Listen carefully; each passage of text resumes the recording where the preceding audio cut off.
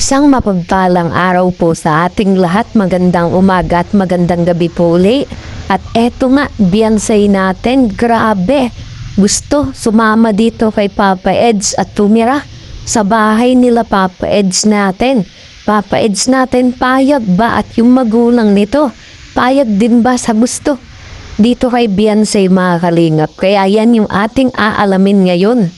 Kaya kung bago ka pa lamang po uli sa ating munting YouTube channel, palike and share and subscribe na po. At suportahan po natin itong si Kuya Bal at Kalinga Prab at ganun din ang mga nakasuporta dito. At syempre mga kalingap, yung mga bawat love team, posan din po natin at suportahan din po natin araw-araw. At so yun, mapunta tayo dito sa panibagong topic natin.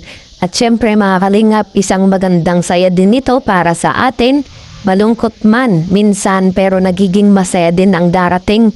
Lalo na dito sa dalawa kay Papa Eds at kay Beyonce natin. Mga kalingap, para sa atin maganda kung merong comeback, diba? Talagang magpapasaya, talagang marami ang madagalak. Lalo na yung ating mga viewers dyan, sponsor, si Kalinga Prab, diba? Lalo na yung nasa Kalingap, 'di ba? Kasi malaking point kasi dito kay Papa Eds natin dahil siyempre kamag-anak sila, 'di ba? Isa na rin po diyan mga Kalingap. At bukod pa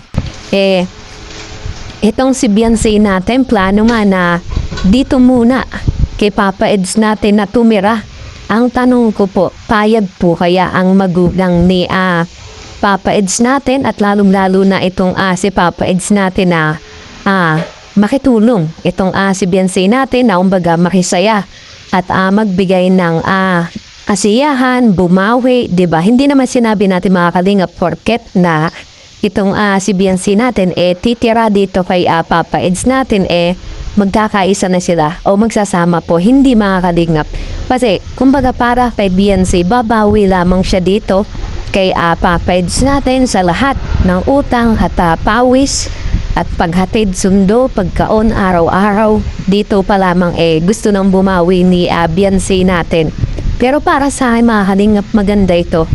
Itong pinupunto ni Beyonce natin na makabawi naman dito kay Papa Eds natin at lalong-lalo na sa mga viewers na maging masaya uli. At hindi naman porket wala na sila, hindi na sila magsasama mga kalingap.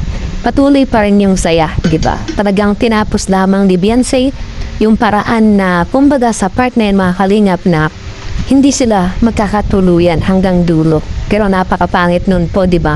Kasi kita natin itong si Beyonce napakasaya at hindi nalulungkot pagdating dito kay Papa Eds, pero ganun pala yung katahinatan hanggang dulo po.